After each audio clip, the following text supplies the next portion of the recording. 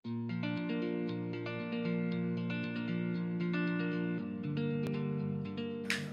teman-teman yang komen dan pertanyaannya belum dijawab, mohon maaf, mohon doanya. Semoga tetap diberi kelapangan dan kelancaran, jadi bisa bantu teman-teman. Assalamualaikum. Masih ada di luar, kita akan segera mulai karena di sini sudah ada seorang bapak muda ganteng. Nah, semakin semangat kita ya ibu. Dokter Haris, perkenalan diri sedikit boleh ya? Ya. Oke, silakan. Selamat pagi, salam sejahtera untuk semua. Mohon maaf, suaranya lagi kurang merdu. Jadi saya Dr. Haris dari Surabaya. Di sini sejak 2002 bulan Maret kemarin, jadi masih relatif baru, hampir 1 tahun. Jadi SPOT gelarnya adalah spesialis ortopedi dan traumatologi. Simpelnya ortopedi itu bedah tulang, gitu ya. Kalau traumatologi meliputi semua yang akibat kecelakaan atau benturan hebat. Dan topiknya pagi ini adalah disease from aging process, yaitu penyakit-penyakit yang karena proses penuaan. Jadi topiknya kemarin karena tidak ditentukan, jadi saya pertimbangkan dengan audiensnya ibu mungkin dengan rentang umur yang memang sudah memasuki fase-fase penuaan, tidak bisa siap-siap.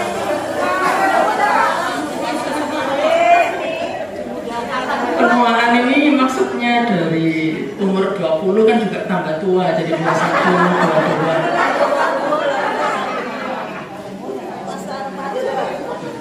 Jadi keluhan utamanya ya, kalau ke dokter pasti ditanya keluhannya apa Bu? Paling sering adalah nyeri.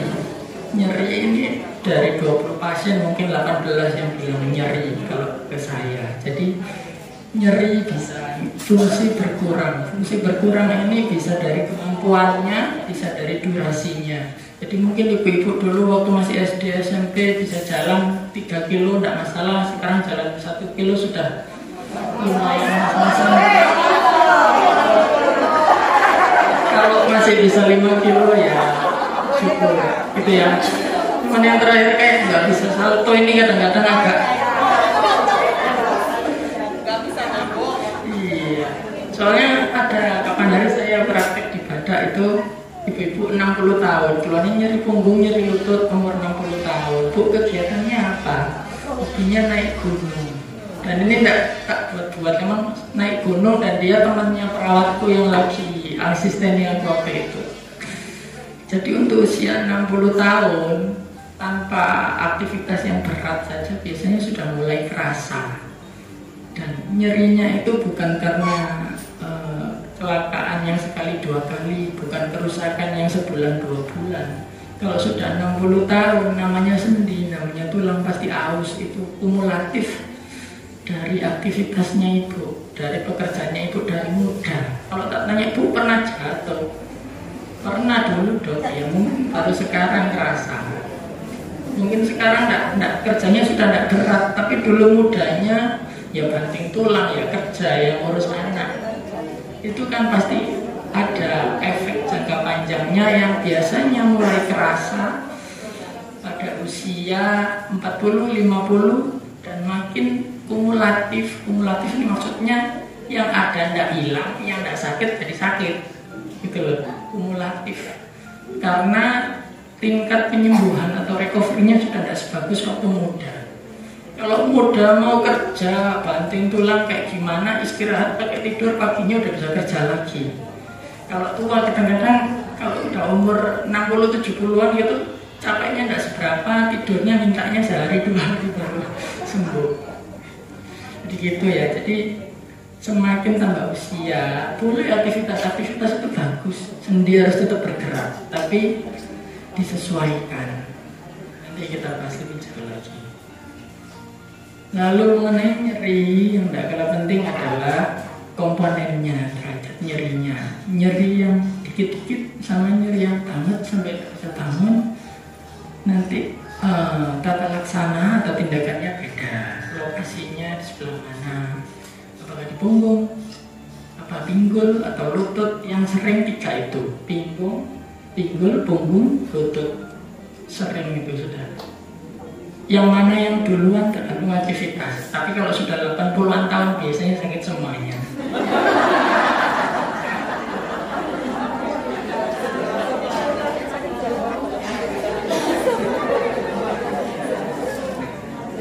Jadi gitu ya. Terus level of treatment ini nanti akan saya ulang-ulang. Level of treatment ini tergantung yang sakit apanya. Jadi yang paling utama harus paham sama sakitnya. Beda sakit karena jatuh, beda sakit patah tulang, beda sakit karena capek, beda sakit karena penuaan. Kalau capek tinggal istirahat. Kalau kecelakaan patah tulang ya kita operasi kalau benar-benar perlu. Kalau enggak ya mungkin pasang chip atau semacamnya. Cuman kalau masalah penuaan, kadang-kadang itu sering, dok ini saya sudah berobat ke sana ke sini enggak sembuh. Ya, saya juga susah kalau suruh nyembuhin tua. Gitu. Jadi yang penting paham dulu. Dari paham nanti kita bisa milih level tindakannya. Dari level tindakan ini biasanya saya serahkan ke pasiennya. Loh kenapa dok? Karena kesiapannya beda-beda. Dan karena mayoritas sakit karena usia ini tidak gawat darurat. Jadi mau dilakukan tindakan sekarang boleh, 2 bulan lagi, 3 tahun lagi monggo, sesiapnya. Paling simple level pertama adalah analgetik. Analgetik itu anti nyeri, jenisnya banyak ya, paracetamol, ya ibuprofen, natrium diklofenak. Mungkin ibu-ibu sudah ada yang langganan obat-obat ini, gitu ya. Kalau dengan anti nyeri tidak membaik, atasnya lagi external support atau padding atau bris sesuai lokasi. Ini nanti tak tunjukkan satu-satu gambarnya biar gampang dibayangkan. Lalu appropriate activity sesuai umur yang tak jelaskan tadi ya. Jadi kalau sudah mulai nyeri ya di stop. Kalau olahraga ini kok bikin sakit terus, ganti olahraga yang lain. Paling bagus untuk badan yang mulai penuaan, olahraganya adalah bersepeda atau renang. Renang ini agak ruwet, cuman ya paling bagus karena badan ini tidak numpu bobotnya kita, gitu ya. Buat sendi aman dan otot yang dilatih dia rata satu badan, gitu ya. Yang lain-lain ini injeksi sama operasi, itu ya tergantung lokasinya, tergantung kondisinya. Contohnya degeneratif atau karena usia itu osteoartritis. Osteoartritis ini katanya orang-orang yang bilangnya pengapuran sendi lah, radang sendi. Dan namanya sendi itu ada sendi pinggul, hip, sendi lutut, atau sendi-sendi yang lain. Kalau nyeri sendinya sebadan, jari-jari tangan, jari-jari kaki sakit semua barengan, itu baru asam urat. Karena dia di darah, jadi dia rata. Kalau satu sisi lutut kiri saja atau pinggul kanan saja, itu bukan asam urat. Kadang-kadang nyeri lutut dikasih obat asam urat hari 5 kali ya tetap tidak hilang, itu ya. Kadang-kadang karena apa ya, pasiennya kadang ada yang beli sendiri gitu loh, dok saya sakit sudah minum obat asam urat kok tidak sembuh. Ya bukan asam urat sakitnya, gitu ya. Unspur atau osteofit ini juga penyakit khusus lanjut usia. Kenapa? Pada pertumbuhan usia tertentu, tulang-tulang yang sebelumnya tidak ada itu jadi ada. Nanti tak tunjukkan gambarnya ya. Kalau nyeri punggung itu ada namanya saraf kejepit. Nanti juga tak tunjukkan gambarnya. Jadi mungkin pernah dengar ya, osteoporosis mungkin lebih lumrah didengar daripada osteoartritis. Itu beda proses, tapi ya terjadinya hampir bersamaan. Yang dirasakan manifestnya juga beda. Simpelnya osteoartritis, artro itu sendi, itu adalah masalah pada sendinya. Osteoporosis masalah pada tulangnya. Gambarnya kurang lebih seperti ini. Kalau masih muda kayak gini, tulangnya lebih padat, kandungan kalsiumnya lebih tinggi dibandingkan seperti ini. Dan ini lebih spesifik lagi pada perempuan. Kenapa? Biasanya rata-rata umur 40-an, umur 50-an sudah mulai menopause. Menopause itu tidak cuman menstruasinya berhenti, hormonalnya berubah. Hormonal itu salah satu yang mempengaruhi kepadatan tulang juga. Kerjanya gimana ya, kalau penjelasan detailnya tidak perlu. Intinya kalau sudah menopause, kepadatan tulangnya pasti keropos. Mau minum anlek sehari 5 kali, makannya melamuti bakso tulang ya tidak mempan. Gitu ya. Jadi kadang ditanya, dok, suplemen kalsium yang bagus apa ya dok, kok tulang saya kayak gini? Ya tidak mempan. Gitu loh. Cuma tetap asupan kalsium yang cukup dibutuhkan. Jangan sampai percuma cari dokter, nggak usah minum kalau dia nggak gitu. Tetap perlu asupan biar dia nggak tambah cepat rusaknya. Nah, gambarnya kayak gini, kurang jelas ya di situ. Intinya kalsium itu dia lebih putih. Kalau ada yang pernah foto ronsen, kalsium itu lebih putih. Kalau putihnya ini kurang, berarti kepadatan kalsiumnya kurang. Di tulang yang sama saja, di sini dia pasti lebih padat daripada yang di sini, yang di luarnya sini ya. Itu untuk melihat kepadatan tulang dari foto ronsen. Nanti ibu kalau ada yang punya foto ronsen di rumah dilihat. Nah, masalah sendi. Ini ya. Ini foto tulang kalau masih SMP. Yang sini sudah lulus SMP agak lama. Yang berubah apa saja? Pertama, osteofit yang tak bilang. Ini tulang. Tulangnya di sini mulus, di sini ada kayak tulang tajam-tajam di sini. Kelihatan ya? Ya, taji, orang bilangnya taji. Bukan cuma ayam yang bisa punya taji ya.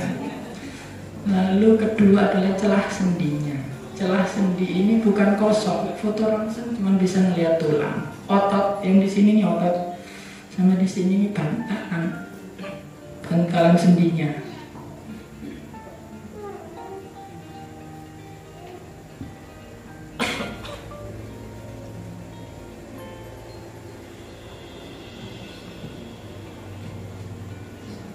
Ada gambar yang kanan. Ini bantalan sendinya sudah hampir tidak ada.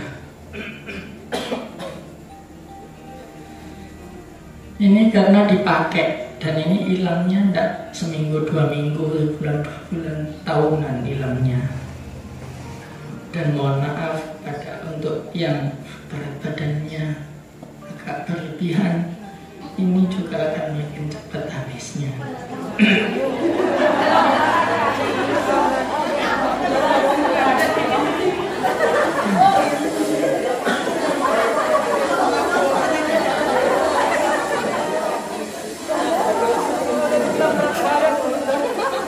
Jadi orang jalan itu kan pasti kakinya kiri kanan gantian. Kalau lompat-lompat membajukan ya. Karena kiri kanan gantian, kalau bobotnya misalkan 90, satu lutut ini dia akan menumpu 90 kilo saat napak, satu tapak. Pada jangka panjang setelah 20-30 tahun pasti beda. Lutut yang kemana-mana bawa 60 kilo sama lutut yang kemana-mana bawa 90 kilo. Dan apakah itu salah? Ya tidak bisa saya nyalahkan karena itu proses yang lama gitu loh. Ya mungkin karena kadang-kadang bukan karena murni berat badan. Cuman dok, saya berat badannya tidak terlalu, umur masih ya 50-an awal, sudah sakit banget. Mungkin anaknya banyak. Anaknya banyak itu kenapa? Waktu hamil itu pasti berat badannya meningkat banyak. Setelah hamil anaknya keluar aja masih digendong sampai umur berapa tahun. Dan anak saya masih Ini 4 tahun umurnya, bobotnya belasan, kan kayak membawa karung beras ya. Nggak kerasa kerja keras, tapi ya lumayan kalau gendong setengah jam gitu ya. Jadi ini gambar foto ronsennya, gambar jaringannya kurang lebih akan seperti ini. Gini ya, kalau ini tadi masih SMP, yang ini tadi katanya sudah punya cucu SMP. Jadi permukaan sendinya rusak, tulangnya tumbuh tidak beraturan. Kerusakan yang semacam ini mau dikasih obat semahal apapun, diminum sesering apapun, minum anlin 5 kali, makan bakso tulang segala macam, tidak mungkin bisa kembali jadi gini lagi. Tapi biasanya Kak, kalau sudah umur 60, 70-an, yang ini mulai terasa, biasanya aktivitasnya sudah tidak banyak. Biasanya, karena memang disesuaikan sama Tuhan seperti itu. Kalau orang-orang yang sudah lanjut usia, di rumah saja banyak istirahat, main sama cucunya, dan tidak pantas lah kalau kerja terlalu berat, gitu ya.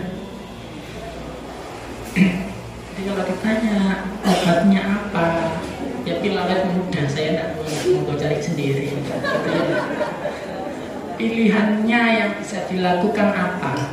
Kita kembali ke sini. Level of treatment paling simple, anti nyeri. Tapi yang harus diingat, anti nyeri tidak menyembuhkan, membuat ibu bisa istirahat saja. Kalau memang sudah sakit, minimal obatnya membantu istirahat. Kan sudah tidak enak, udah katanya sakit, tidur tidak bisa. Lama tidur, ya sakit lagi. Gitu ya. Anti nyeri tidak menyembuhkan. Jadi jangan salah kaprah, sudah minum obat teratur tidak sembuh, memang tidak menyembuhkan, buat tidak sakit. Lalu external support bedding, nanti tak tunjukkan gambarnya. Kita setelah ini kalau operasi seperti apa, seperti ini. Pada beberapa kasus untuk ibu-ibu yang nyerinya banget, jadi saking rusaknya habis tulang ketemu tulang itu pasti sakit banget. Itu pilihannya adalah dilakukan operasi, pilihan terakhirnya. Kalau sudah besi ketemu besi tidak sakit, ini namanya total knee replacement, ganti sendi lutut. Mohon maaf di Bontang belum ada pabrik yang mau ngirim ke sini karena operasinya jarang. Jadi kalau pasien-pasienku mau operasi ya tak arahkan ke Samarinda. Cuman ini benar-benar pilihan terakhir. Biasanya yang kalau tidak sampai tidak bisa jalan, tidak bisa bangun, tidak akan mau operasi seperti ini karena operasinya besar. Cuma beberapa orang yang pengen beraktivitas minimal jalan, pengen ikut cucunya jalan-jalan, biar memudahkan perawatan dan hatinya berani operasi ya monggo. Kalau tidak dioperasi gimana dok? Ya tidak apa, tidak mengancam nyawa, ya cuma sakit aja. Nanti biasanya lama-lama jadi terbiasa. Ada yang lututnya remuk sampai 80 tahun, tapi tidak mau operasi ya tidak apa-apa, karena dia tidak mengancam nyawa. Cuma kalau pengen bisa jalan, untuk mengurangi sakitnya ya seperti ini. Diganti di sini. Foto ronsennya penampakannya seperti ini. Ini kelihatan ya, remuk udah nempel tulang ketemu tulang pasti sakit. Karena normalnya ada pelapisnya sudah habis, jadi itu tidak ada yang jual. Yang jual seperti ini aja mahal. Tapi kalau BPJS, kalau ada yang punya BPJS, setahu saya ditampung. Jadi kalau ibu-ibu berani hatinya, terus ada waktu untuk berangkat ke sana untuk penyembuhannya, mau dilakukan tindakan, monggo. Ini kan kelihatan lututnya ini agak miring, ya kan ada orang yang kalau tua lututnya itu miring, O atau X itu karena ini ambles di sini ya. Setelah dioperasi kita kembalikan lurus. Itu ya, ini dilihat dari depan, ini dilihat dari samping. Ya, ini besi ditanam di situ dan tidak bisa diambil. Bukan kayak operasi patah tulang sudah nyembuh diambil, karena ini namanya mengganti, bukan menumbuhkan, bukan bukan mempertahankan posisi, ini mengganti permukaan sendi yang rusak. Ini dipakai sampai seterusnya, ya. Nah, biar tahu aja. Maka ini jalan satu-satunya untuk pilihan terakhir, ya. Kita kembali lagi ke yang tadi, ibu levelnya di mana, tindakannya pengen apa, mau ditimbang sendiri, sama diskusi sama keluarganya. Nah ini contoh bris lutut. Kadang-kadang orang-orang yang nyeri lututnya bisa pakai seperti ini untuk mengurangi beban lutut, tapi ya tetap sakit. Dia cuma bantu dari luar karena problemnya tadi di dalam. Makanya tak bilang langkah paling pertama adalah harus paham sama sakitnya. Karena kalau nggak paham bingung nanti, sudah ke dokter, sudah pakai ini kok masih sakit, dia muter terus, ya dipijet lah, diapain, dipijet nanti terus bisa tumbuh lagi, jalan enggak gitu ya. Yang penting pahamnya dulu. Makanya yang slide, yang pilihan terapi tadi tak ulang-ulang dari pundak. Nggak takut, kadang-kadang orang itu banyak takutnya daripada sakitnya. Takut karena sakit, takut ke dokter, takut disuruh operasi. Nah dokternya kan ya nggak langsung cepet-cepet datang operasi, kayak gitu. Kalau nggak mau operasi diseret ya nggak gitu. Tak jelaskan, misalkan mau operasi monggo, nggak operasi boleh, nggak usah takut. Nah ini juga main sering patah tulang pinggul, mungkin kenalan-kenalannya sudah ada yang pernah alami. Usia 80-an, 70-an, ibu-ibu tidak harus jungkir balik, jadi tidak harus kecelakaan motor kepleset di kamar mandi. Banyak kasusnya seperti ini. Udah beberapa tahu operasi seperti ini bisa dibongkar. Operasinya seperti apa dok? Apa sampai? Kalau sudah lanjut usia biasanya ganti sendi. Karena dia sudah tidak mau nyambung, tidak tumbuh tulangnya. Gitu loh. Jadi yang kepalanya ini rusak biasanya dibuang, diganti. Ini sudah mungkin ada hampir 10-an dibontang, bisa saya bisa jalan setelah operasi juga. Kemampuan jalannya tergantung sebelum jatuh. Kalau sebelum jatuh sudah stroke ya bukan berarti nanti dioperasi bisa jalan. Jadi kalau sebelum jatuh dia bisa jalan, setelah dioperasi ini cuma menggantikan fungsi tulangnya. Kalau sebelum jatuh bisa jalan, ya insya Allah setelah operasi bisa jalan. Nanti latihannya bertahap, bantu fisioterapi. Lukanya 2 minggu, luka jahitan kulit asalkan aman, tidak ada kencing manis, tidak ada infeksi, 2 minggu saja. Kadang-kadang takut operasi nanti lama penyembuhannya. Enggak bentar, kadang-kadang dari 1 minggu sudah kering, sudah tidak perlu lakukan. Sisanya latihan jalan pelan-pelan.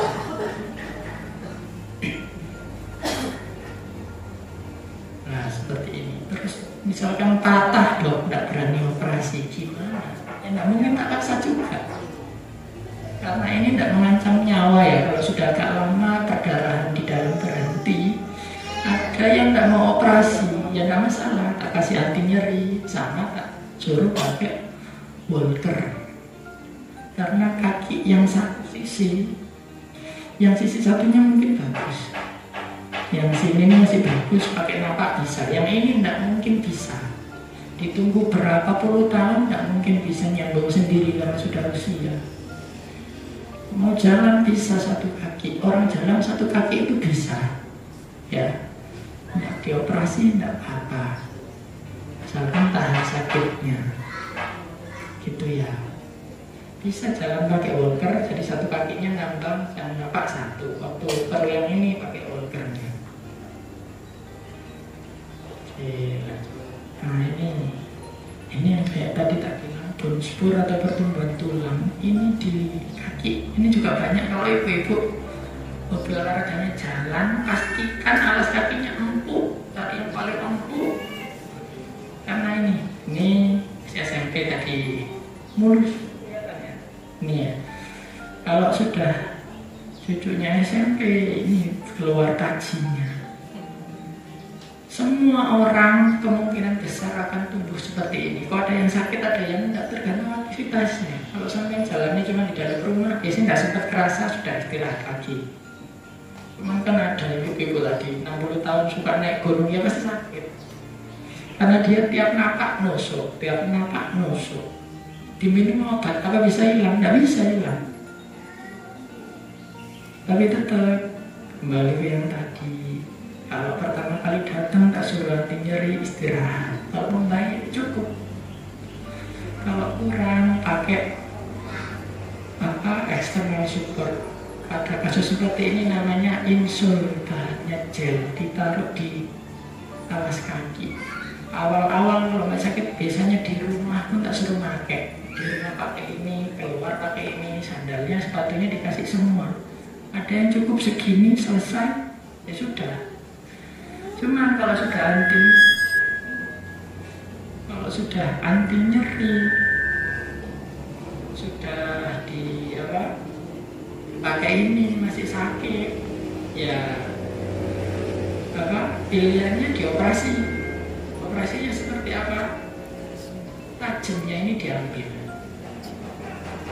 lukanya nanti diiris di kaki, ya sama 2 minggu, harusnya sudah sembuh. Gitu ya. Tapi apakah saya berani menjamin bahwa setelah operasi bisa lari-lari lagi? Bu, tidak bisa.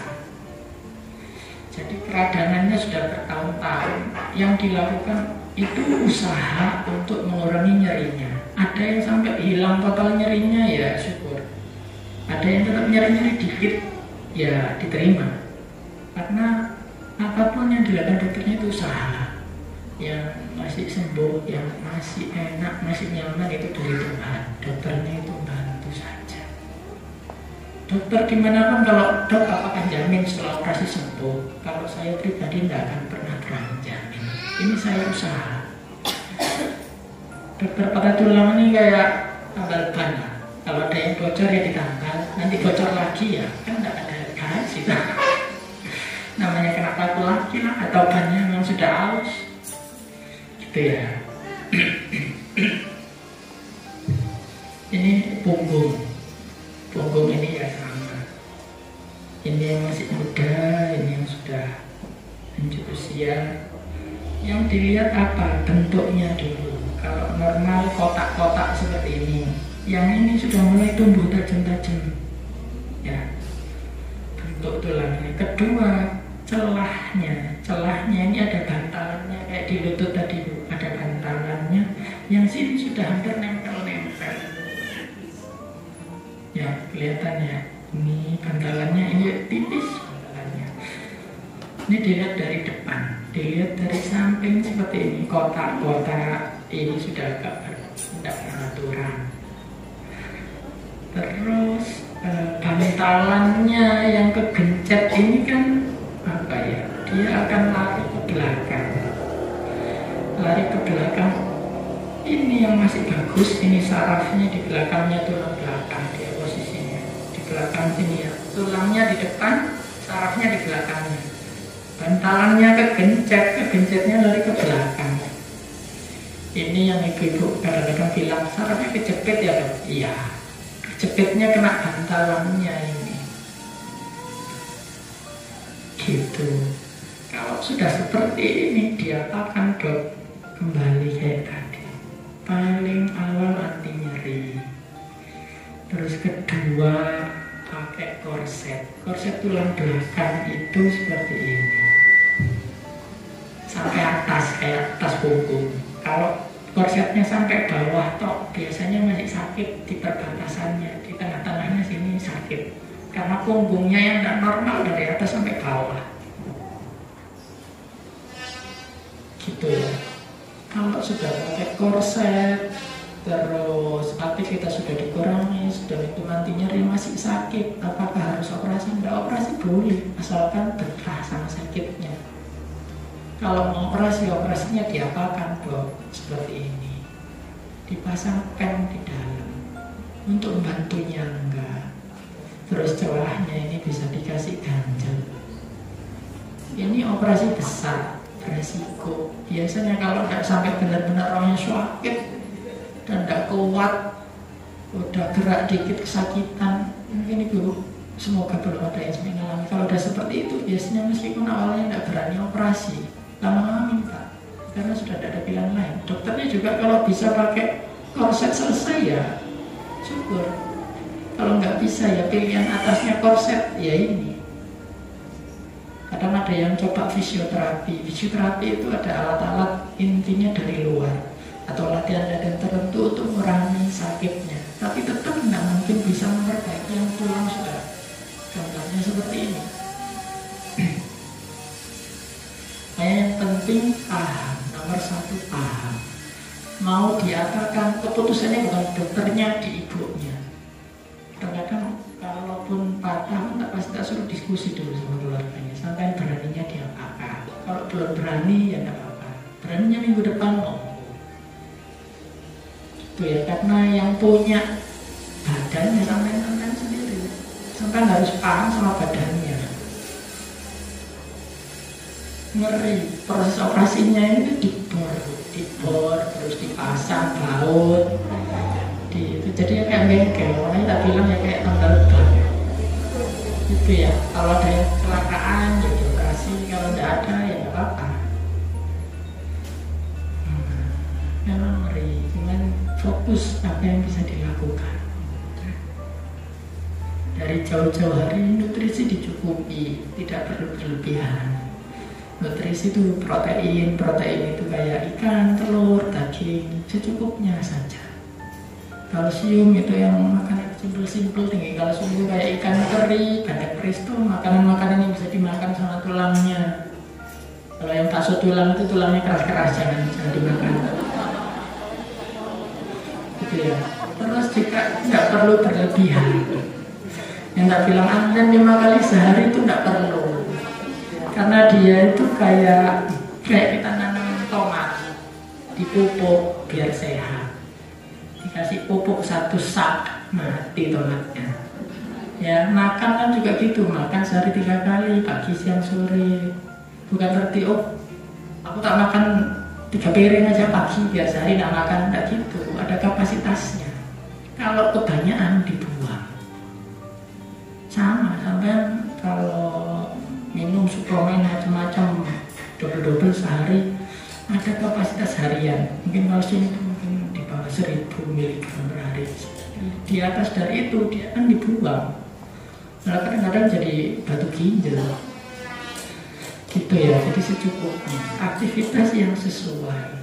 Tetap harus aktivitas. Kalau pasien nggak pernah habis operasi, aktivitasnya apa Pak? Saya bareng aja di rumah. Ngapain bareng di rumah? Sampai kakinya yang sakit satu bisa berdiri. Mau keluar rumah muter-muter keluar.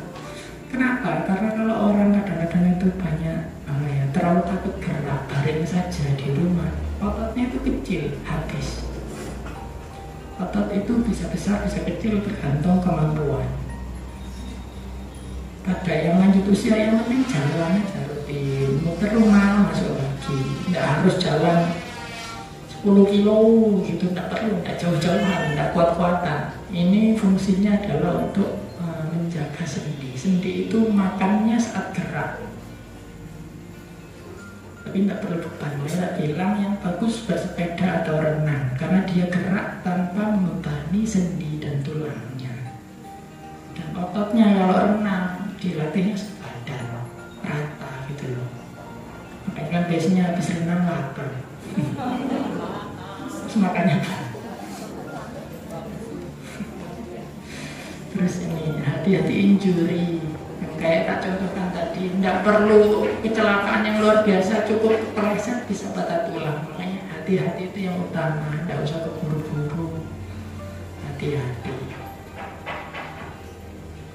Nah, ini spesial banget biasanya tadi buat ibu-ibu beban yang kadang gak terasa, menopause.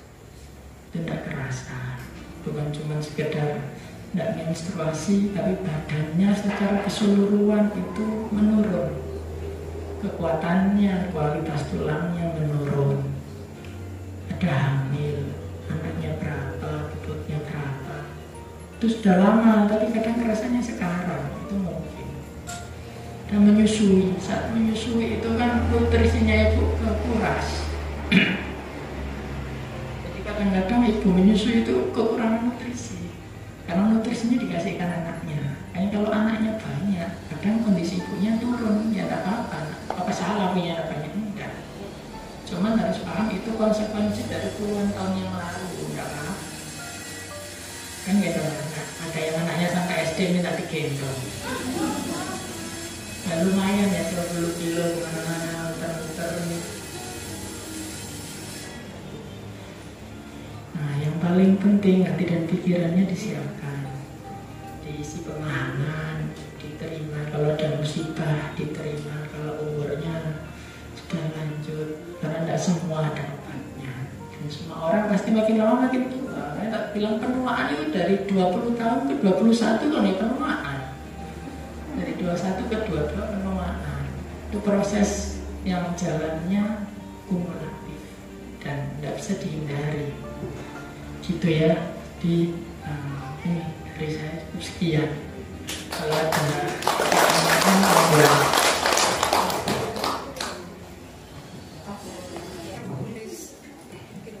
Terima kasih untuk kesempatan yang diberikan, juga untuk dokter yang sudah memaparkan cukup jelas ya. Terima kasih ilmunya. Dokter, saya pernah mengalami trauma, kecelakaan. Ceritanya naik motor diselutut sedan di belakang gitu. Kemudian di tulang belakang saya itu lumban, entah tulang entah sendi itu dok. Lumban ke-5 dan ke-3 itu mengalami cedera. Terus diobati. Beberapa lama sudah sembuh. Dengan pesan dokter, ibu mulai sekarang jangan angkat-angkat gitu ya, terlalu berat begitu. Tapi ya itu dok, suka lupa dok, karena semangat ngangkat-angkat pot, ngangkat-angkat apa itu. Terus kemudian pertanyaannya, apakah karena sekarang sudah tidak ada keluhan, apakah nanti bisa muncul lagi dok? Rentang berapa lama lagi nanti? Apakah mungkin masih muncul lagi? Terima kasih. Langsung saya jawab saja satu-satu biar tidak lupa ya. Jadi kalau sampai tahu namanya lumban 3, lumban 5 berarti sudah ke dokter, syukur ya. Jadi penanganannya benar. Terus jadi tidak boleh angkat-angkat. Tapi sekarang sudah tidak kerasa, apakah mungkin muncul lagi? Mungkin sekali ibu. Jadi sembuh. Jadi tulang mungkin retak atau kayak gimana saya tidak lihat gambarnya, mungkin sembuh, tapi sesuatu yang sembuh itu ada bekas lukanya. Mungkin ibu sekarang tidak terasa ya, syukur itu bagus perkembangannya ya. Cuman kadang namanya bekas luka, jaringan yang sudah luka itu tidak sebagus yang masih sehat. Kayak orang keiris gitu, ada bekas lukanya, ada keloidnya. Elastisitasnya tidak sebagus kulit yang tidak pernah luka gitu. Jadi tulang kalau pernah patah atau sendi yang pernah jatuh, dia sembuh tapi ada bekas lukanya. Bekas luka atau sekar itu kadang-kadang dia bisa membesar kayak keloid gitu, terus menekan sarafnya seperti itu. Jadi kalau ibu tanya apakah bisa muncul lagi, bisa. Dan ibu lebih rentan untuk nyeri punggung di kemudian hari daripada yang nggak pernah jatuh. Tapi nanti kalau udah sama-sama umur 80-90 ya sakitnya sama. Gitu ya, tetap hati-hati. Kalau sampai nanti sehat bagus, ya alhamdulillah ya syukur. Cuman tetap hati-hati, jangan sudah kuat ini tak musuh galon kemana-mana kan ya. Tetap hati-hati, kalau bagus ya itu dari Tuhan disyukur aja. Gitu ya, semoga bisa menjawab pertanyaannya. Mungkin ada yang lain. Ya.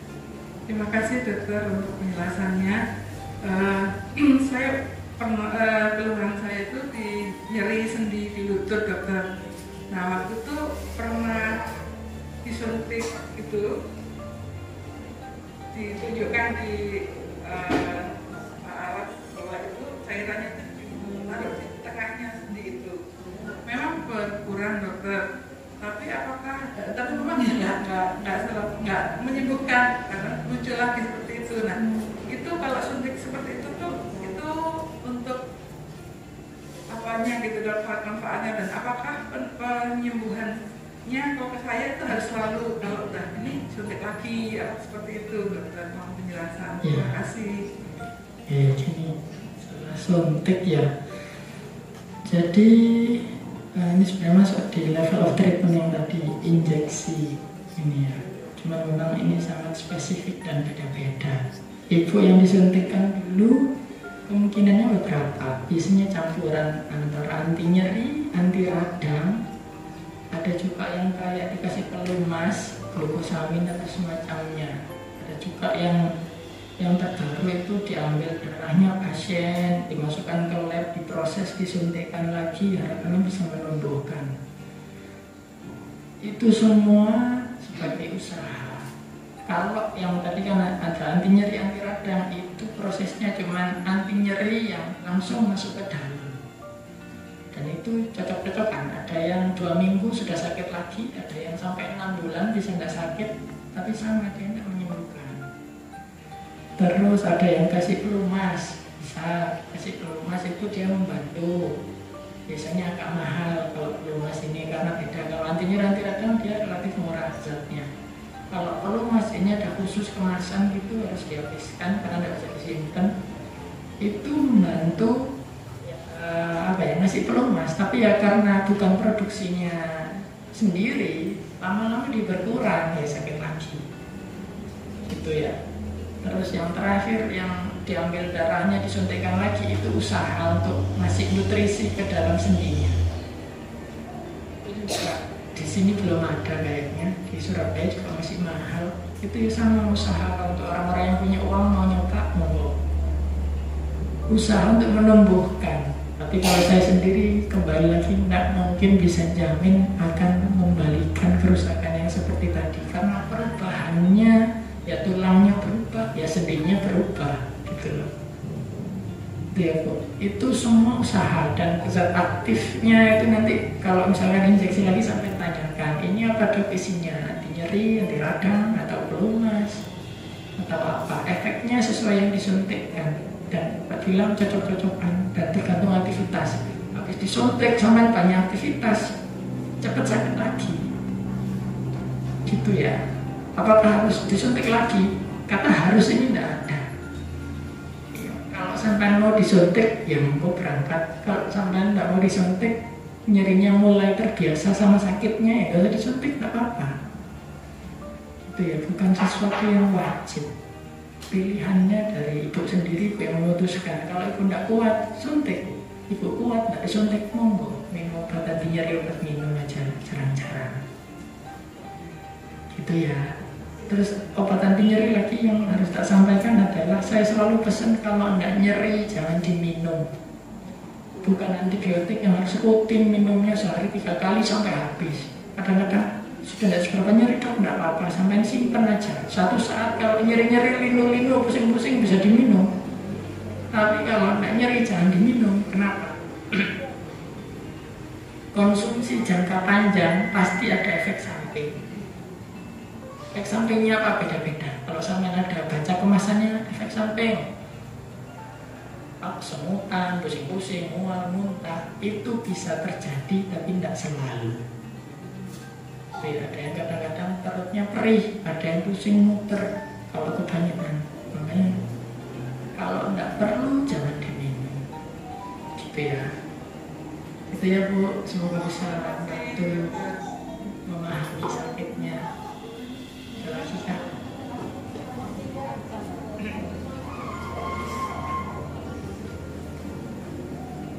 Terima kasih waktu yang diberikan pada saya. Nama saya Nuri Juliani. Dan saya mungkin ada pertanyaan sedikit dan curhat kepada dokter. Karena saya adalah pasien dokter 6 bulan yang lalu. Karena saya operasi tangan saya ini pasang pen. Itu 6 bulan yang lalu. Yang ya setelah saya operasi itu kok gimana? Pikiran saya itu kayak gimana? Banyak bengongnya gitu. Kayak bengong,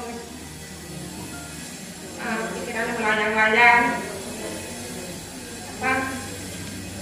Kondisi badan saya ini juga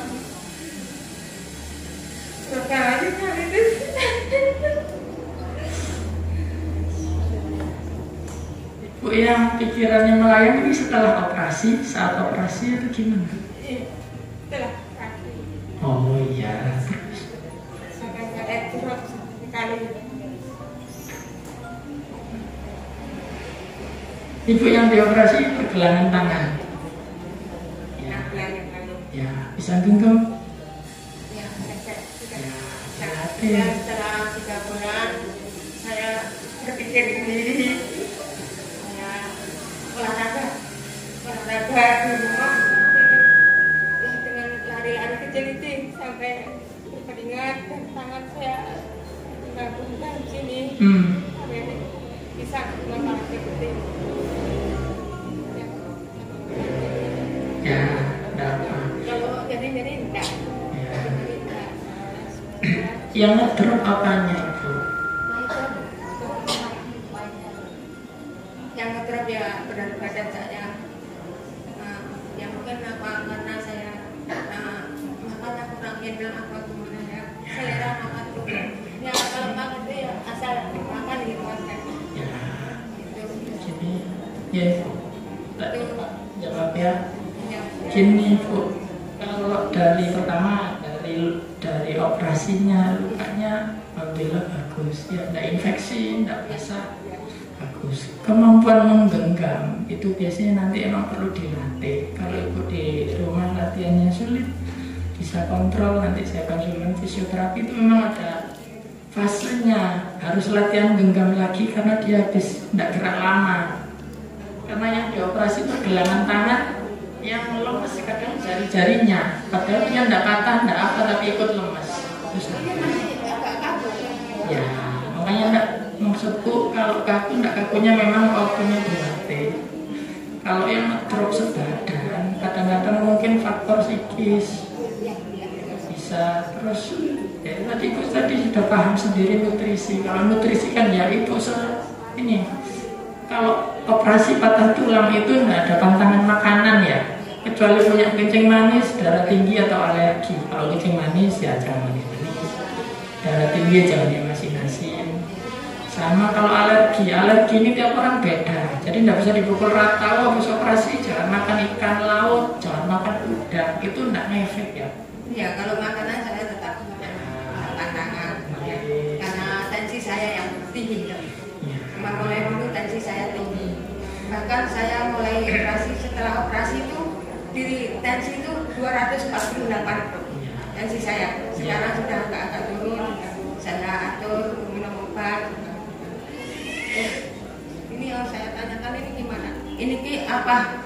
Gimana? Apakah ini harus pen ini harus diambil? Apa enggak? Kalau enggak ya gimana? Kalau diambil gimana? Ya, Apakah boleh nggak diambil? kalau gini ngambil pen itu harus kontrol di foto ronsen ulang. Mau saya tidak ada contohnya. Tulangnya harus sudah benar-benar kuat. Saya bawa juga. Ya, terakhir ronsen kapan Ibu? Ya waktu mau operasi.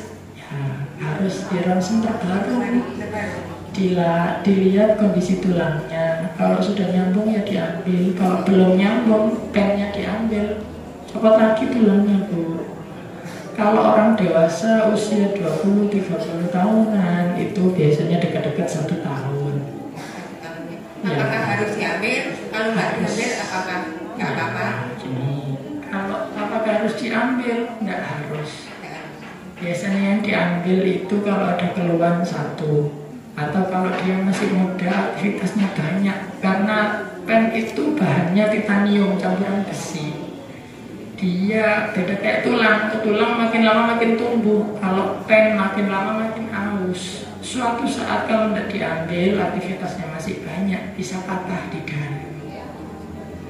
Gitu. Jadi apa harus diambil? Tidak harus. Ada yang pasien-pasien saya yang lanjut usia, Dok, ini pen saya sudah lama, 20 tahun, saya sudah umur segini. Diambil ada, tidak usah, tidak apa-apa. Ada keluhan, tidak ada, ya sudah, tidak diambil. Kalau masalah yang tangannya dilatih, yang tak bilang tadi otot itu bisa dilatih, dan jarinya sampai kan tidak patah, harusnya bisa. Cuman karena kemarin ini diem tidak gerak sebulanan pasti kan, aku itu dilatih.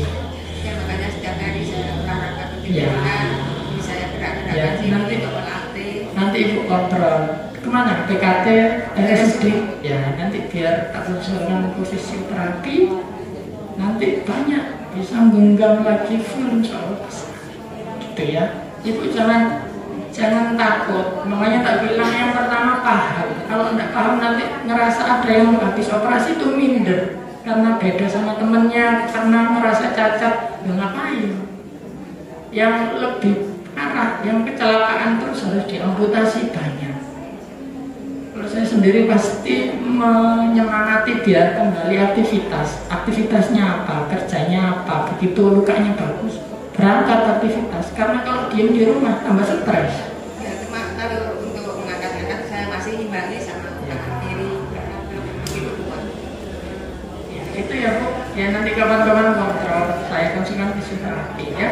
Kalau lihat kondisinya sih bagus saja, yang penting lukanya. Kalau luka infeksi itu suram banget, lama jalannya. Kalau sudah lukanya banyak gitu, itu komplikasi yang bisa terjadi ya. Cuman kalau enggak ya bagus. Kalau tulangnya apalagi sudah segini itu pelan-pelan banget. Gitu ya. Ya, Terima kasih. Nggak usah minder, nggak usah rendah diri, jangan mikro. Terima kasih dokter. Dokter lumayan ya, banyak pertanyaan berarti respon banget ibu-ibu ini. Ya, puji Tuhan. Dokter, saya mau nanya yang dokter terangkan tadi untuk masalah menopause. Setiap ibu akan mengalami menopause. Dengan adanya menopause itu kekeroposan tulang terjadi. Itu karena apa penyebabnya? Itu yang pertama. Terus yang kedua, dengan usia lanjut bagi setiap orang itu tinggi badan akan menurun. Ini disebabkan karena apa? Umpamanya saya 155, pada saat ini saya umur 60, itu turun 2 cm. Itu sebabnya kenapa? Karena ini sering ada pertanyaan di posyandu lansia. Itu yang kedua. Yang ketiga, tadi kan banyak perubahan tulang, termasuk di tumit ada tajinya, ya. Kalau ada tajinya, dokter tadi mengatakan hanya preventif aja untuk diberikan analgetik. Kalau digeraji dioperasi, tentunya akan dikikis gitu ya, akan bisa tumbuh kembali. Terus ini bagaimana caranya pada saat kaki diinjakkan sangat nyeri, untuk mengurangi nyeri selain diberikan analgetik, itu bagaimana? Itu yang ketiga. Yang keempat, hanya ya dok, maaf, biar nanti bisa sharing ya ibu. Dengan bertambahnya usia, postur tubuh sudah akan berubah. Sampai dari mulai punggung sampai ke kaki. Ini sekarang lagi viral. Jempol kaki itu kan bengkok ya, jempol kaki itu bengkok. Terus ada satu cara itu untuk meluruskan tanpa operasi katanya gitu ya. Saya pun juga tergiur dalam hal ini dong, karena jempol kaki saya sudah mulai bengkok. Itu apakah memang efektif? Saya sampai bawa dok contohnya, biar nanti ibu-ibu kalau tergiur tidak salah, atau kalau memang ini efektif bisa dilakukan. Seperti ini. Ini masuk di dalam jari jempolnya. Terus ini yang untuk pada digerakkan, ini yang bengkoknya. Apakah alat ini efektif untuk membentuk paling tidak ya tidak terlalu parah gitulah dok? Itu aja. Terima kasih. Pertanyaannya banyak ya. Saya coba jawab dulu dari yang pertama. Menopause, keropos, tulangnya keropos, mekanismenya seperti apa? Jadi tulang itu kepadatannya dipertahankan oleh faktor hormonal juga ya. Kalau laki-laki stabil hormonnya dari puber sampai dia tua. Kalau perempuan biasanya perubahannya puber, menopause, postmenopause seperti itu. Efeknya ini sistemik general satu badan. Jadi penyerapan kalsium dan kadar hormonnya itu turun drastis. Jadi kalau hormon estrogen ini turun, kepadatan tulang itu turun karena tulang itu bukan diem ya. Jadi tulang itu secara terus menerus dia dibongkar, diambil kalsiumnya untuk metabolisme. Kalau ada kelebihan tulang diisi lagi. Pada orang yang sudah menopause, pengeroposannya tetap pembentukannya turun. Gitu. Makanya tak bilang kalaupun di suplemen kalsium banyak, kalsium yang dimakan ini tidak bisa masuk ke tulang. Gitu. Problemnya itu sebadan karena hormon ini di dalam darah yang mengatur kepadatan tulang, pembentukan tulang. Gitu ya. Jadi secara umum bukan karena murni menopause-nya, tapi efek dari menopause itu kan istilahnya sel telurnya, ovariumnya sudah tidak aktif, estrogennya turun. Jadi efeknya ke tulang adalah kalsium tidak bisa masuk ke dia. Sebanyak apapun kita kasih, dikit, istilahnya angkutannya dikit gitu loh. Terus usia lanjut, tinggi badan turun. Ini seperti yang tak tunjukkan kumulasi dari ini. Postur, kadang ada yang agak bungkuk, ada yang agak bengkok setelah lanjut usia itu ada. Jadi bengkok itu istilahnya skoliosis. Ada yang kalau dari anak-anak pasti kelihatannya ekstrim. Orang dewasa juga bisa. Ini kan kalau sampai perhatikan yang sini agak miring. Benda lurus sama miring tingginya akan berkurang. Satu. Kedua, bantalannya makin tipis. Kalau bantalannya cuma satu ya nggak ngefek. Bantalannya banyak per level ini. Dia tambah tipis. Kurang lebih seperti gue bilang, selisihnya 2 cm, 3 cm itu bantalannya tubuh. Makanya ada yang bilang peninggi badan instan, ditarik langsung tambah tinggi 2 cm, dapat 4 hari, 7 hari turun lagi. Karena yang ditarik ini yang jaringannya lentur-lentur, bantalan-bantalan tadi dipakai jalan, kena beban, ya turun lagi. Kecuali ada yang dipanjangkan kakinya, yang ekstrim itu tulang paha bisa dipanjangkan. Kalau yang tambah panjang tulang, ya relatif permanen daripada yang cuma ditarik. Gitu ya. Jadi kalau masalah tinggi badan itu karena postur satu sama bantalannya yang ngisi sendi-sendinya semuanya makin tipis. Hanya dia lebih pendek. Terus yang kalau seperti ini tadi Bu, yang bisa dilakukan anti nyeri kalau alas kakinya dipakai.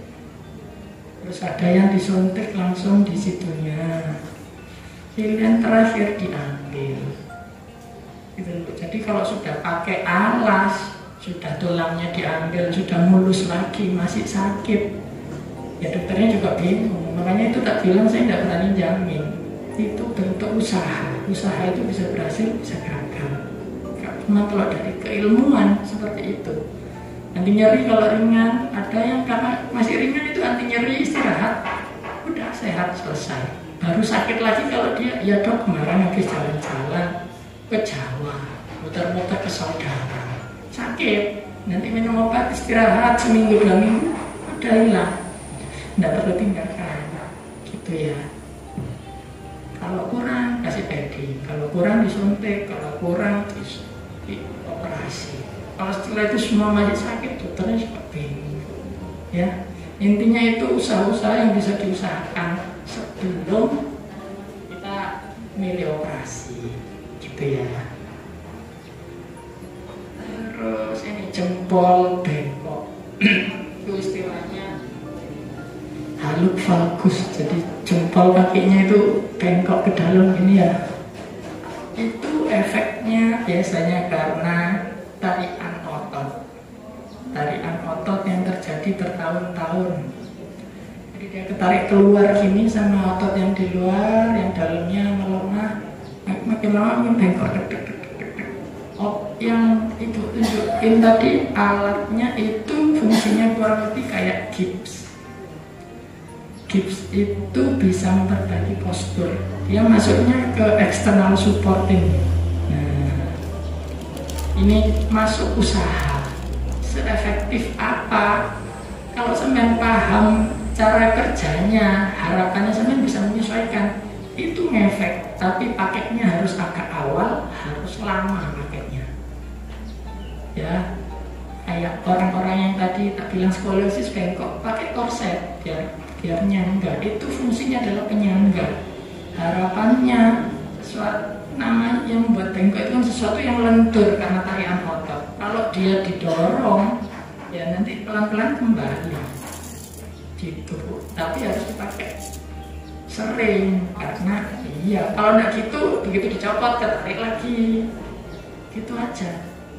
Dasarnya di situ. Mau seefektif apa itu yang memutuskan. Kalau orang yang sampai teliti akan dicoba diukur. Setelah pemakaian 1 bulan sudut kaki segini, pakai setengah tahun sudut kaki segini. Gitu Bu. Tapi harus ikutin. Cuman dicopot kalau mandi bila perlu. Kalau tidur dipakai, jalan-jalan dipakai, ya pasti akan sedikit lebih lurus daripada yang enggak. Cuman kalau bengkoknya sudah bertahun-tahun sampai bentuk tulangnya yang berubah, akan sulit dikembalikan. Gitu ya. Jadi itu kalau mau paling bagus, sudah bengkok dikit dipakai biar nggak sampai belok parah. Kalau mau bayangkan yang simple kayak pohon yang miring disangga, lama-lama tumbuhnya bisa lurus kalau disangga. Kalau sangganya karena dipasang, karena dilepas, ya nanti dia kena angin miring lagi. Dan semakin lama tidak dipasang penyangganya, makin ke sana tumbuhnya. Kalau penyangganya terus, lama-lama dia menyesuaikan lurus.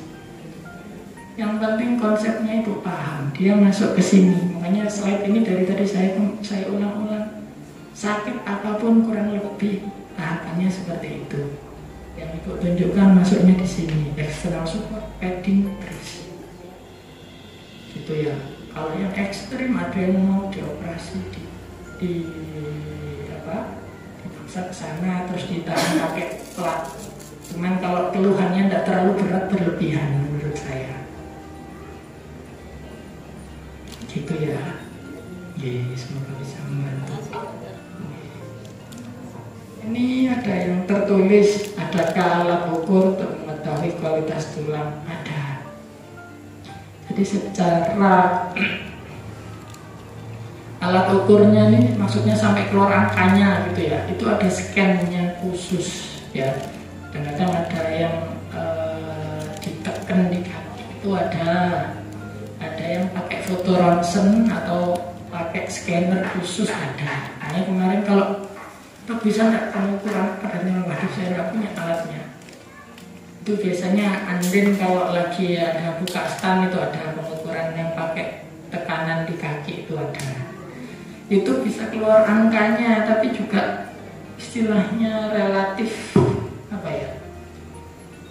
relatif tidak terlalu perlu kalau menurut saya ya. Kecuali ada kelainan yang parah. Jadi beberapa orang itu kekurangan kalsiumnya bertahun-tahun parah, kadang-kadang tidak ngapa-ngapain dia bisa patah. Gitu loh. Bukan tidak jatuh, tidak apa, bisa patah. Itu pada kasus seperti itu baru kita ukur. Kalau orang sehat-sehat kayak ibu-ibu ini nganggur-nganggur dicek, ya itu cuman marketing S3 ya. Jadi ini itu angkanya segini, ada yang lebih tinggi, harus minum air gitu. Ujung-ujungnya ya, karena sebenarnya tidak penting sampai tahu angkanya berapa gitu loh. Kalau dibandingkan sama orang ya pasti yang lebih bagus banyak. gitu loh. Yang lebih jelek ya ada. Maksudnya dia kan, oh ini angkanya segini Bu, biar naik jadi segini minum produk ini. Tapi Ibu kalau paham dari awal, oh iya usia saya segini, kepadatan segitu wajar. Saya minum asupannya sudah ada, ya dari makanan bisa, susu bisa, suplemen itu kalau saya tidak terlalu megang merek ya. Obat apapun asalkan isinya kalsium, ya wis. Sampai mau beli di apotek, beli kalsium di apotek itu tidak perlu resep. Sampai ke situ, Bu, beli kalsium merek apa sembarang, sing murah, dia boleh. Kalau yang mahal-mahal itu kadang ada yang ekstra D3, vitamin D itu sampai makannya asalkan rutin, sayur, buah, berjemur, udah aman vitamin D. Jarang yang sampai defisiensi vitamin D kekurangan, tidak ada. Cuman yang produk mahal-mahal dimasukkan itu D3 ya biar pastikan cukup. Kan tidak semua orang paginya sempat berjemur, tidak semua orang paginya bisa aktivitas di luar, kadang itu tidak terasa, boleh. Jadi seperti itu ya. Kepadatan tulang bisa diukur, keluar angkanya, ada alatnya, ada bisa. Tapi tidak harus semua orang mengukur. Di rumah sakit aja kayaknya tidak ada. Karena tidak benar-benar perlunya itu untuk marketing. Gitu ya. Udah itu kayaknya pertanyaan terakhir ya. Ya, oke. Oke, masih ada lagi yang belum capek.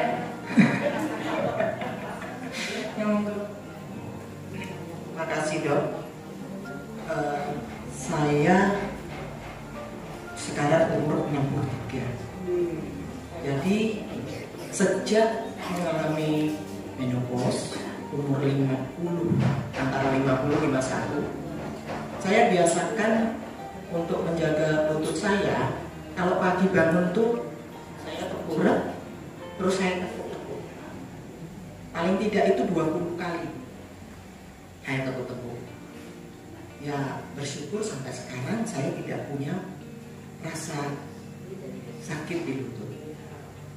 Sejak suami saya mengalami saraf kejepit, dia waktu di Jakarta berobat itu ke rumah sakit saraf dan tulang, disarankan untuk stretching setiap hari.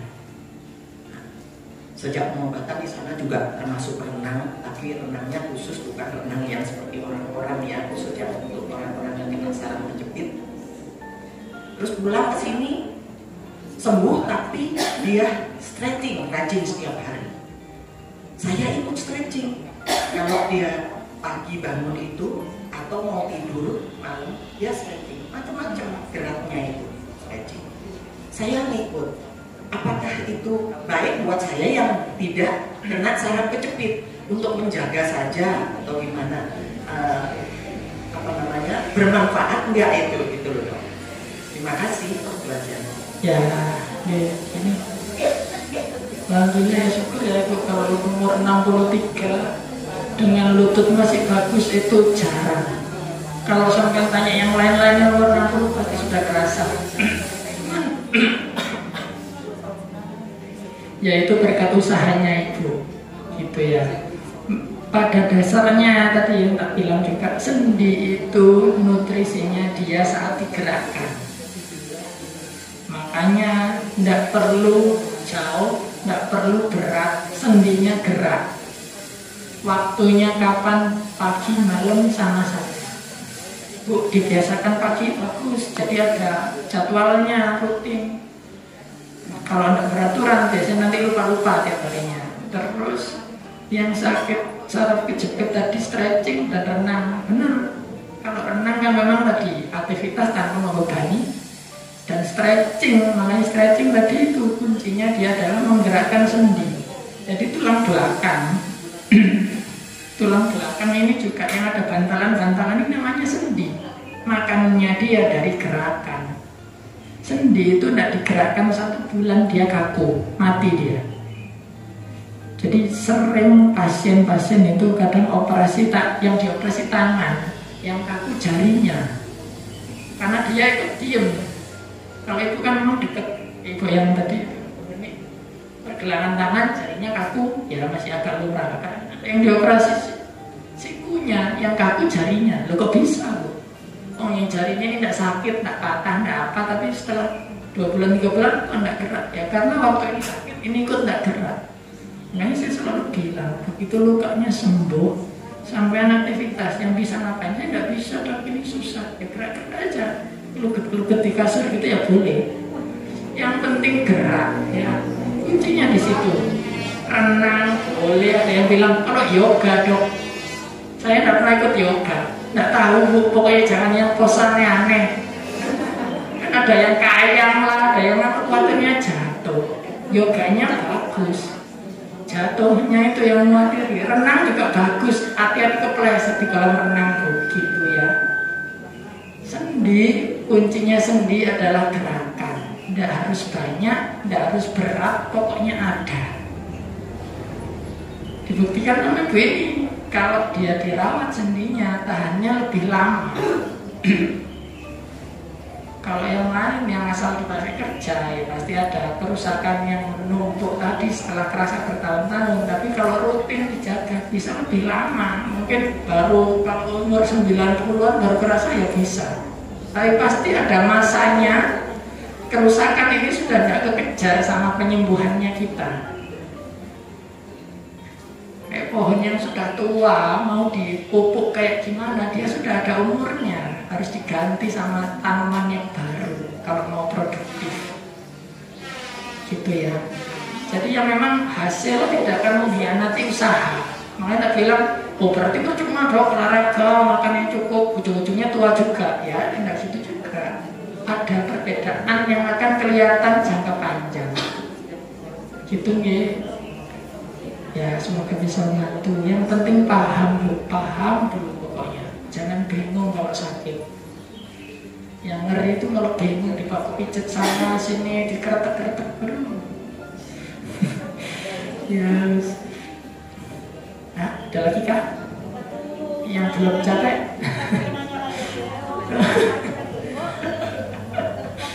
Ada berapa? 1, 2, 3. Kayaknya 3 aja ya waktunya soalnya. 3 aja dokternya udah mau 3. Oke, Bu Betty silakan. Oke baik, terima kasih. Dokter yang mau saya tanyakan, saya sudah 2 kali ngalamin operasi sesar. Nah sebelum operasi sesar itu kan ada disuntikan bius ya di tulang belakang itu. Nah yang saya mau tanyakan, kenapa setelah operasi sesar itu saya susah bangkit dari tempat tidur gitu dokter, terasa badan kita ini ditimpa bertonton berat gitu. Nah, jadi, dan solusinya itu pernah dibuat sama suami saya itu diurut. Nah, saya mau tanyakan, apakah tulang yang belakang sakit ini diurut itu tidak ada efeknya? Kalau sering diurut pada saat kamu ya dokter ya. Nah, karena itu saya alami waktu anak pertama itu mau sampai 2 tahun dokter, dan ya puji Tuhan dari anak yang kedua ini memang saya alami juga, tapi tidak selama yang anak pertama gitu dokter. Itu aja yang saya tanyakan. Oke, ini ya. Jadi pertanyaannya saat sesar dibius tulang belakang. Jadi tulang belakang ini saraf. Nah ini sarafnya di sini. Kalau sampai melahirkan, fungsinya saraf ini adalah merasakan dan menggerakkan. Makanya kadang kalau orang patah tulang belakang, dia akan lumpuh, dia akan tidak bisa merasakan kakinya yang di bawah. Kalau pernah tahu ya, semoga tidak pernah mengalami. Jadi yang dilakukan dokter anestesi waktu bius itu adalah disuntik di tulang belakangnya sini, dimasukkan obat untuk melumpuhkan sementara. Gitu ya. Jadi disuntik dari belakang sini, tusuk, terus makanya biasanya disuruh agak bungkuk. Kalau bungkuk celahnya di belakang ini dia lebih lebar. Ya. Terus makanya itu kenapa kok kesannya berat? Sisa-sisa abadiusnya, sisa-sisa kelumpuhannya. Gitu ya. Makanya kan sampai bisa setelah disuntik di bawahnya mau diiris kayak gimana nggak kerasa ya, karena lumpuh. Gitu ya. Terus diurut efeknya seperti apa, apakah boleh apakah aman, tergantung kekuatan ngurutnya. Kalau ngurutnya ringan-ringan, pakai balsam masakan hangat, itu fungsinya memperlancar peredaran darah, bagus saja. Peredaran darah yang lancar, penyembuhannya lebih lancar. Cuman kalau ngurutnya berlebihan, kadang ada yang suka diinjak anak-anaknya. Kalau masih kecil nggak apa, kalau anaknya 60-an kilo ya jangan. Itu bahaya. Jadi efeknya tergantung kekuatannya. Kalau ringan-ringan, monggo, kan biar merasa disayang suami juga, itu mempengaruhi psikis, ya. Cuman kalau heboh-heboh jangan. Kenapa kok yang pertama efeknya lama, yang kedua lebih cepat? Namanya disuntik dari belakang, kadang-kadang ada nggak pasnya. Jarumnya bisa nyenggol saraf. Saraf ini bayangkan kayak kadel, mungkin kebetulan kesenggol jarumnya agak nemen, jadi korsleting flat dikit, lumrah gitu ya. Yang kedua ya syukur nggak keserempet banyak gitu ya, itu juga apa ya, memang lumrah. Cuman ya gimana lagi, kalau nggak dibius ya pasti sakit di sesar ya.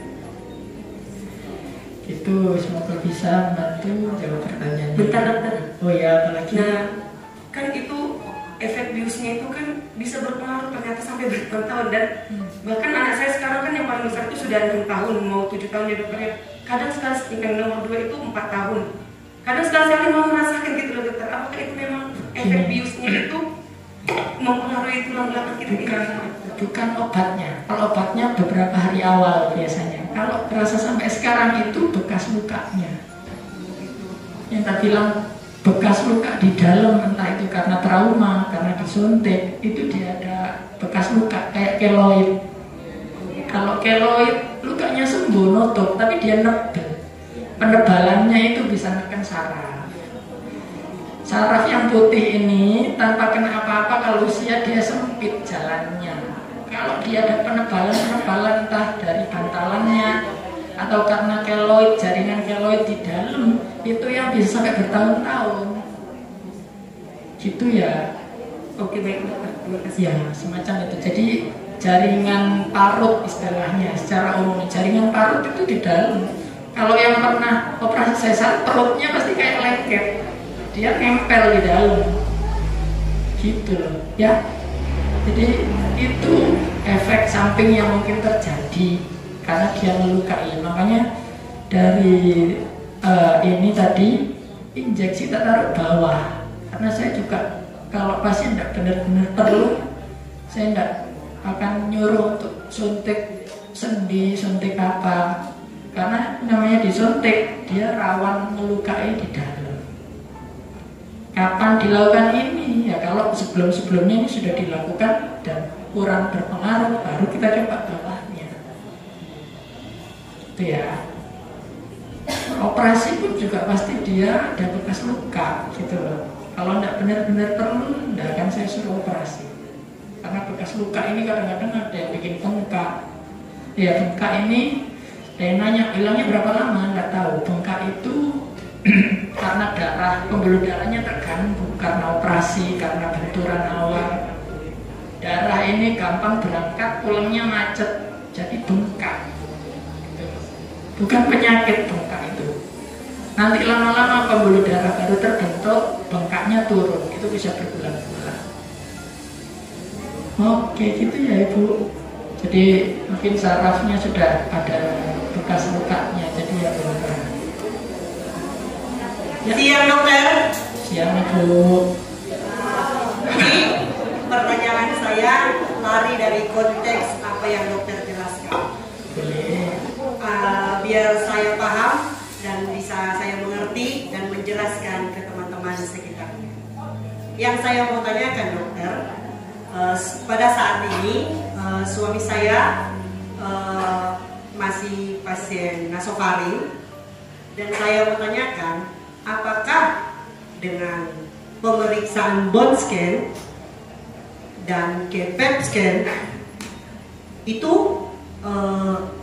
saya mau tanyakan, bone scan itu apa sudah dinyatakan sembuh apa sudah dinyatakan baik atau dengan pemeriksaan PET scan itu sudah dinyatakan lebih baik lagi. Jadi pertanyaan saya, bone scan dan PET scan saya kurang paham. Terima kasih dokter. Ya, gini, ibu ini berarti yang ditanyakan kasus metastasis. Ya. Oh ya, gini. Terima kasih dokter. Ya. Jadi namanya metastasis itu secara umum untuk yang lain, kalau penyakit tumor atau kanker, dia itu yang ganas dia bisa nyebar. Nyebarnya kemana? Macam-macam. Bisa ke paru, bisa ke hati, bisa ke tulang. Dan karena badan ini kan luas, untuk memastikan dilakukan beberapa scan. Jenisnya macam-macam nih, seperti ibu bilang ada bone scan, PET scan, sama ada MRI sebenarnya. Ya, yang di modalitasnya beda-beda. Maksudnya yang dideteksi beda-beda. Yang paling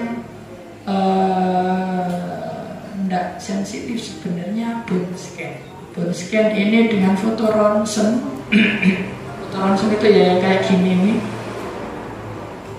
Dia deteksi tulang. Kadang-kadang dia baru kelihatan kalau sudah terjadi kerusakan tulang yang mengganggu bentuk tulangnya. Tapi dia sering rancu karena dia kalau kena udara hitam. Yang di sini nih, kayak ada kotaan hitam ini. Kurang jelas ya, tapi beda sama bawahnya. Apakah ini rusak ataukah ini bayangan dari ususnya? Itu rancu, makanya tidak bagus untuk deteksi metastasis. Satu. Kedua, atasnya lagi itu MRI. MRI itu gambarnya seperti ini. Saraf lebih jelas, tulang lebih jelas. Cuman kalau satu badan itu di sini di kontang kayaknya tidak ada, ya. Jadi sama juga dia melihat perubahan. Kalau ada perubahan dan kelihatan itu berarti positif, gitu ya. Terus yang tertinggi PET scan. PET scan ini sangat jarang alatnya. Ya di Erlangga terakhir saya di sana, rumah sakit Dr. Sutomo itu kayaknya belum ada PET scan ini. Ya makanya di Jakarta adanya kan. Itu paling sensitif. Dia gabung atasnya MRI lebih detail lagi, gitu ya. Cuman yang harus saya sampaikan itu usaha mendeteksi dengan tingkat kesensitifan yang berbeda. Kalau misalkan negatif, apakah tandanya aman? Kalau saya sendiri tidak berani jamin aman. Kenapa? Sel tumor ini cukup satu sel, dia ikut pembuluh darah, nyantol, bisa tumbuh. Kalau sekarang di scan tidak ada, 2 bulan lagi bisa jadi ada. Dan ini tidak kelihatan. Kelihatannya kalau sudah agak ada perubahan bentuk. Jadi kayak punya halaman, rumputnya sudah dicabuti semua, sudah bersih. Cuman ada bibit-bibitnya yang kecil. Setelah berapa lama loh kok tumbuh lagi, kayak gitu ya. Jadi ini usaha mendeteksi. Dokternya juga manusia, kadang-kadang melihat ini bentuknya tumor atau ini bentuknya cuman karena kapan hari pernah patah tulang. Itu kadang-kadang dokternya diskusi dulu gitu. Yang penting itu paham, oh sakit seperti ini dokternya nyari metastasis, nyari penyebarannya. Kalau tidak ada, ya syukur, alhamdulillah. Tetap hati-hati. Biasanya nanti akan disuruh kontrol berkala. Berapa tahun sekali nanti dicek ulang. Oh aman. Kalau dicek, oh ada sedikit, kita pastikan dulu ini beneran tumor atau yang lainnya. Gitu, tidak ujuk-ujuk, tidak langsung biasanya. Kalau biasanya kasusnya tumor, biasanya akan diambil kecil dulu untuk di biopsi, ya dipastikan dulu jenisnya, beneran tumor apa bukan, kayak gitu. Tapi memang salah satu penyakit yang paling rumit dan paling tidak menyenangkan itu tumor. Karena untuk beberapa kasus yang parah itu tidak kelihatan jalan keluarnya. Mau dikasih obat model kayak gimana, di kemo sampai bonyok kayak gimana, tidak hilang-hilang tumornya. Pasiennya sampai gundul, sampai muntah-muntah, tidak hilang-hilang tumornya.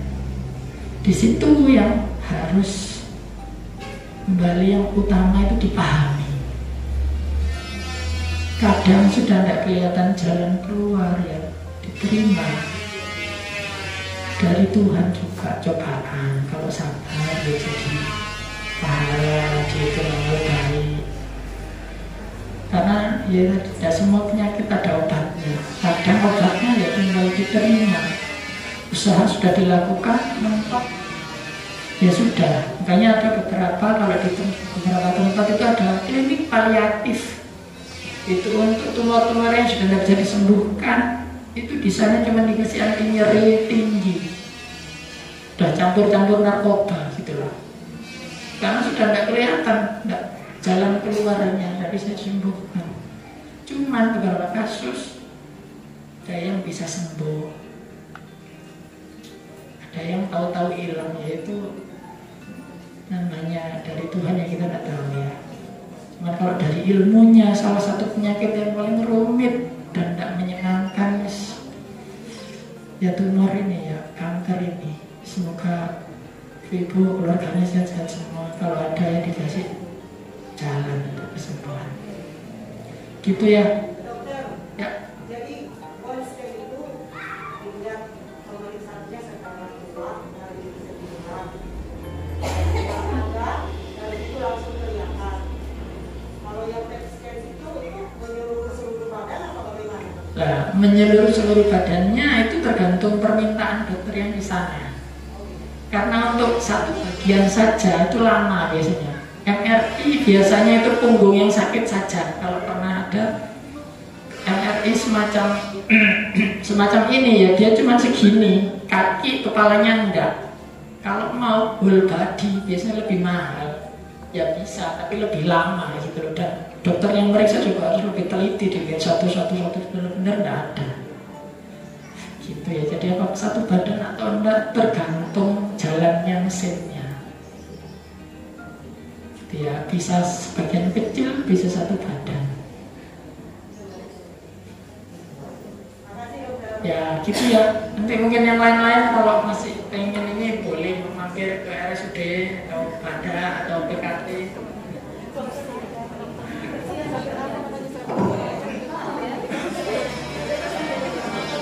Oleh satu aja.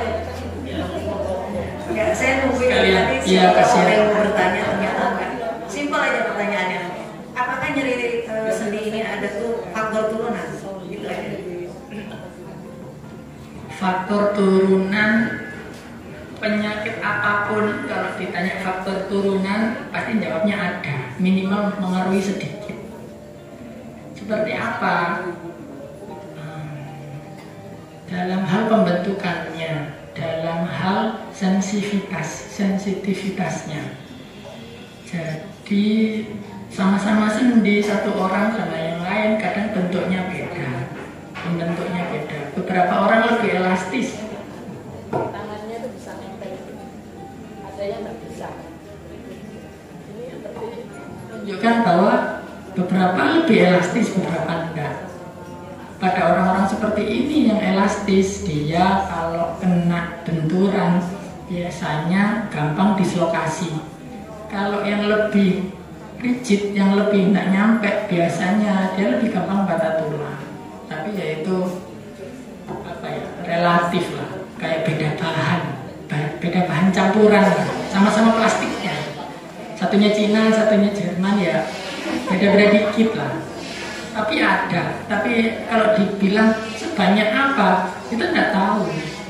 Tetap yang pengaruh utama aktivitas sama kerjaan, karena ini bertahun-tahun gitu loh. Kalau yang dari Tuhan, dari ibunya kita ya tidak bisa kita apa-apakan walaupun tahu kan. Gitu ya. Oke, wah puji Tuhan ya. Dok, terima kasih. Dan juga ibu-ibu pasti kita dapat ilmu atau dapat pengetahuan yang baru juga ya. Mohon